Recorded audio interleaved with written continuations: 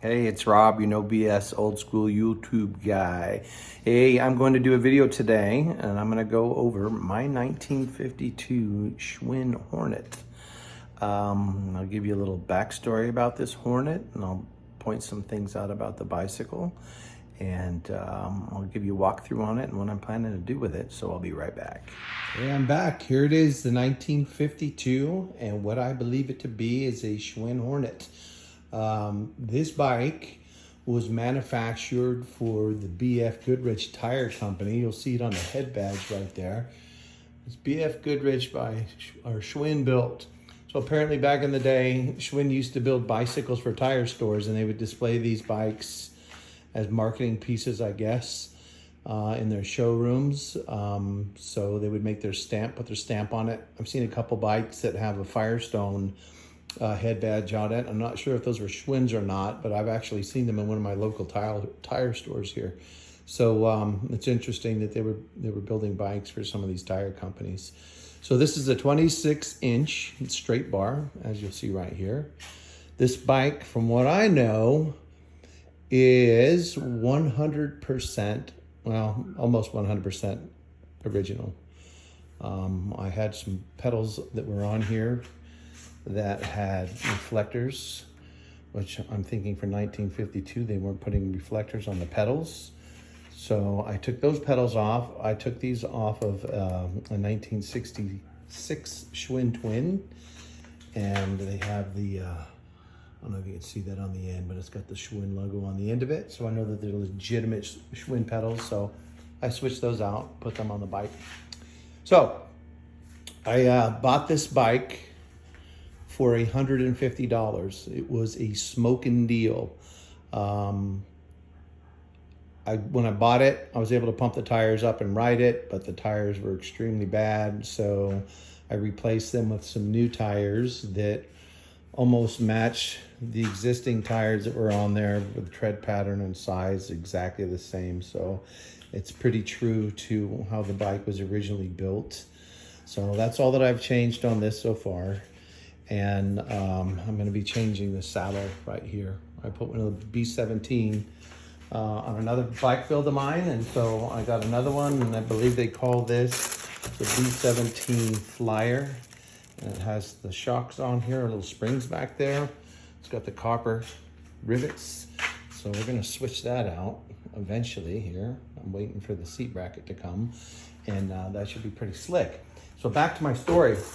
My intent was I was looking for a bike to build a clunker. I don't know if you guys have seen my earlier video where I took the 1937 Elgin and turned it into a clunker, and I'll give you a quick little flash. There it is. I did a video on that. So before I got that Elgin frame, I was looking for a straight bar Schwinn bike.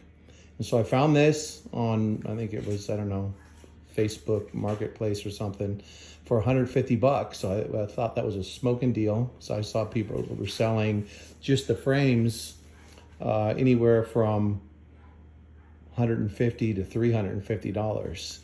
So I found this frame. I thought, all right, cool. I'm going to start it up. I'll start off with a great frame, and it'll be a great starting point for my clunker.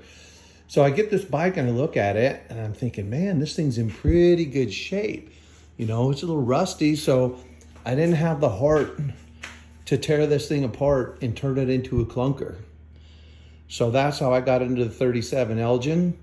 And so I decided, hey, I am going to keep this bike pretty much as is and clean it up a little bit and just ride it. So I'm going to make minor changes to it. But some of the things that I noticed about this bike is what, 70? No, this is not 70 years old. Yeah, 1952 or 2022. The bearings on these old bikes are insanely good. When I had this thing and I was working on it, I took this front wheel and I spun it, and the bearings that are in this front hub, that thing just went forever. Same thing with the rear hub. It just seems like it's in really good shape. I have not taken anything apart to repack. The only thing that I did do, I'm going to show you the rear hub on this. So I guess some of these bikes, you might know a lot of the Schwinns that had Bendix rear brakes, coaster brakes, but this is called a new departure. I think these are unique to some of the older bikes, but you look in that rear hub, there's a Zerk fitting in there. I pumped some grease in there, and it kind of quieted the back end down a little bit. However, there's still some clunking, so I'm thinking I'm gonna need to rebuild that back end right there to smooth it out a little bit, and maybe put some new brake pads on there and see how that works. So other than that, it's a pretty straight bike. You know, you got a little bit of rust here and there. Some rust here. There's a reflector on here. I just purchased a new reflector on that, which I'm going to change that out. I'm going to probably do that today after I'm done making this video. I was able to find that reflector right there. Just popping back, screw right in there, and we're off to the races. It appears like someone hand painted or did something with this light up here. I think you can see that there's like brush strokes in here. So someone monkeyed around with that a little bit, and that doesn't bother me. And then it's kind of cool when you look at this front lens. Oh, this is plastic. I just realized that. Well, this is kind of broken out a little bit, so I'm not gonna mess with it too much. But I'll eventually work on this and get this thing to turn on. There's a little switch on that. It's gotta be something fairly simple. Drop a battery and make it happen. So there was somebody else on YouTube that I was following that had an old patinaed out bike, and he was contemplating polishing the thing up or cleaning it and doing whatever. So what he ended up doing is, I want to say he coated the thing with linseed oil and put a clear coat on it. And so he's kind of preserved the patina on it rather than trying to, you know, clean it all up and repaint it. He kept it as is, but because it kind of gave it that whole wet look, it looked pretty nice. And so I'm thinking that's probably what I'm going to do. You look at that big cog right there. That front sprocket is humongous, man. This thing is a bitch to pedal. So if you have any hills and you got a bike like this, man, it is not an easy ride. So it's designed for just like a flat out cruise, which that's exactly what I'm going to use it for. I went in and got a nice little bell.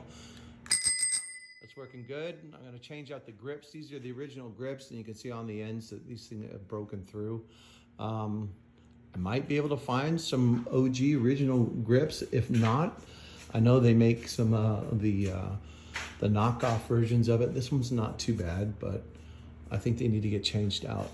So anyway, that's my 52 Hornet, and yeah, I'm still sitting on the fence, taking this thing apart, maybe buffing everything out, buffing the seat post. These rims would probably take me 3 months to do one of those. A lot of work in those. But this little truss in here is kind of cool. I don't know.